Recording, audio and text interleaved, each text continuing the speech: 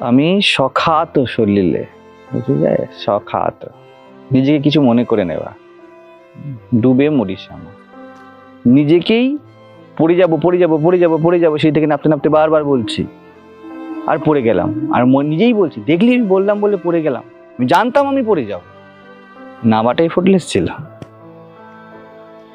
কোথায় আছে পড়ে যাওয়া? মনে পড়ে যাওয়া, বাইরের পড়ে যাওয়া, ওই মন থেকেই বাইরের পড়ে যাওয়া, কিন্তু ইন অরিজিনালিটি তুমি পড়ে যাওনি, চিন্তা করলে এবং এই চিন্তারই এক্সটেনশন হয়ে গেল বাইরের জগৎ।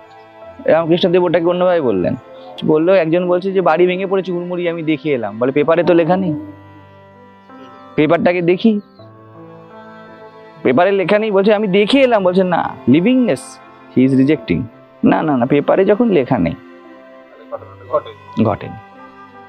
সখাত সলিলে ডুবে মরি শ্যামা, দোষ কারণ নয় গো, আমার ছিল বাড়ি কক্ষে, কমে এলো বক্ষে। অনেকে ভাবে সুইসাইড করে নেবো, হ্যান করে নেবো, ত্যান করে নেবো, আসুক বক্ষে, জীবনে জীবন মা কেমনে হয় রক্ষে। ব্যাপারটা কি, ঠিক ঠিক সাপের পাল্লায় পড়লে, হ্যাঁ, তো 3 ডাকে ঘুচে যাবে, তো 3 ডাকে যখন খুঁজবে ইন্টেন্স হবে, তো ব্যাং ঠিক ঢোড়া সাপের মুখে পড়েছে, প্রশ্ন করেই চলেছে। কিন্তু হ্যাঁ, গুরুর সামনে যদি ঠিক ঠিক পড়ে যায়, প্রশ্ন বাঁচানো কঠিন। আর তখন বলে মরেই গেলাম, প্রশ্নই তো আমি ছিলাম, মরেই গেলাম। 3 ডাকে চুপ, আছি তোর অপেক্ষে, দেমা মুক্তি ভিক্ষে, কটা খেতে করে পা, একবার তাকাবে মুক্তি,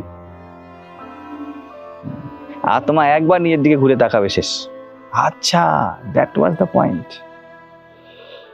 নিজেই বসে বসে তখন হাসবে, এটাই ছিল।